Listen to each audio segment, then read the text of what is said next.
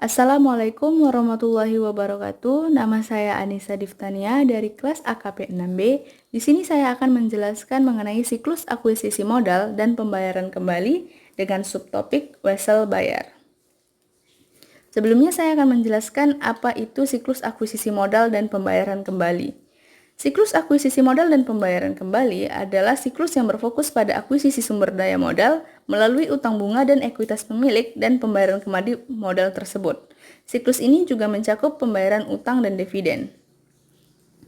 Kemudian 4 karakteristik atas siklus akuisisi modal dan pembayaran kembali. Yang pertama, jumlah transaksi yang mempengaruhi saldo akun hanya sedikit, tetapi setiap transaksi biasanya sangat material. Kedua, tidak dimasukkannya atau salah saji suatu transaksi bisa sangat material. Ketiga, muncul hubungan legal antara entitas klien dengan pemegang saham, obligasi atau pemilik dokumen sejenis. Keempat, terdapat hubungan langsung antara akun bunga dan dividen dengan utang dan ekuitas. Selanjutnya, ada beberapa akun yang terdapat dalam siklus akuisisi modal dan pembayaran kembali. Yang pertama, utang dagang, kedua, utang kontrak, ketiga, utang hipotek, keempat, utang obligasi, kelima, beban bunga, keenam, anggaran saldo laba, ketujuh, kas di bank, kedelapan, modal saham biasa, 9, modal saham perpelongan, 10, tambahan modal atas nilai pari, 11, modal donasi, 12, saldo laba, 13, utang dividen, 14, saham treasury, 15, dividen yang diumumkan, 16, kepemilikan pribadi akun modal, 17, persekutuan akun modal. Nah, kita akan masuk ke dalam subtopik yang akan saya jelaskan, yaitu wesel bayar. Dalam wesel bayar ini terdapat 4 poin yang akan dijelaskan. Yang pertama, pengendalian internal, pengujian substansi atas transaksi, prosedur analitis, pengujian perincian saldo. Nah, saya akan menjelaskan satu persatu. Namun sebelumnya, saya akan menjelaskan terlebih dahulu apa itu wesel bayar. Wesel bayar adalah kewajiban hukum kepada kreditor yang mungkin dijamin atau tidak dijamin oleh aset dan mengenakan bunga.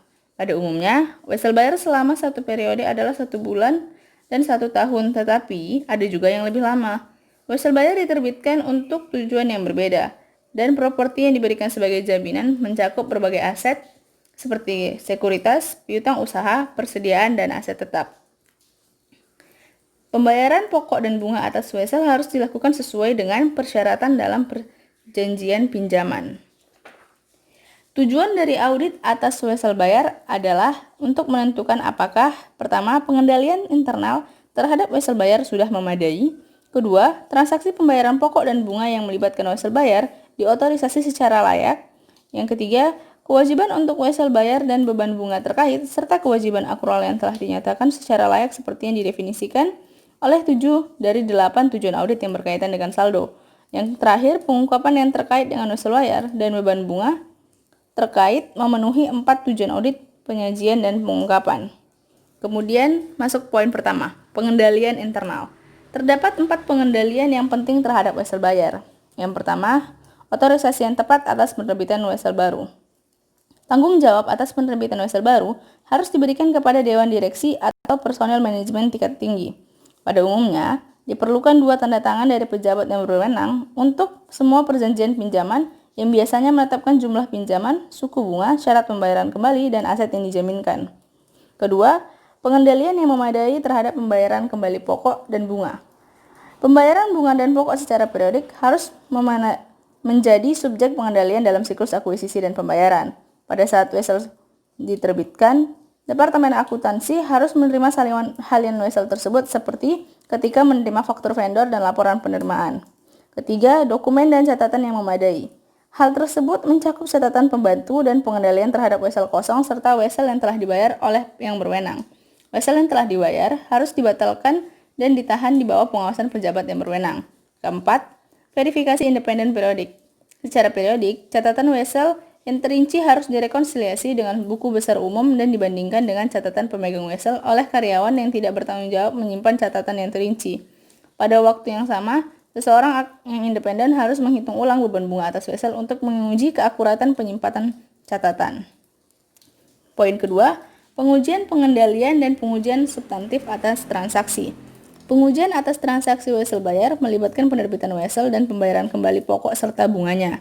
Pengujian audit tersebut merupakan bagian dari pengujian pengendalian dan pengujian substantif atas transaksi untuk penerimaan kas dan pengeluaran kas. Pengujian pengendalian dan pengujian substantif atas transaksi Tambahan juga sering dilakukan sebagai bagian dari pengujian atas rincian saldo karena materialitas dari setiap transaksi. Poin selanjutnya, prosedur analitis. Prosedur analitis merupakan hal yang penting bagi wesel bayar karena pengujian atas rincian saldo untuk beban bunga dan beban akrual seringkali dapat dieliminasi apabila hasilnya menguntungkan. Prediksi independen auditor yang mengenai beban bunga dan menggunakan rata-rata wesel bayar yang beredar dan rata-rata suku bunga akan membantu auditor mengevaluasi kelayakan beban bunga dan juga menguji wesel bayar yang dihilangkan. Kemudian yang terakhir, pengujian atas rincian saldo. Titik awal yang normal bagi audit atas wesel bayar adalah skedul wesel bayar dan bunga yang diperoleh auditor dari klien.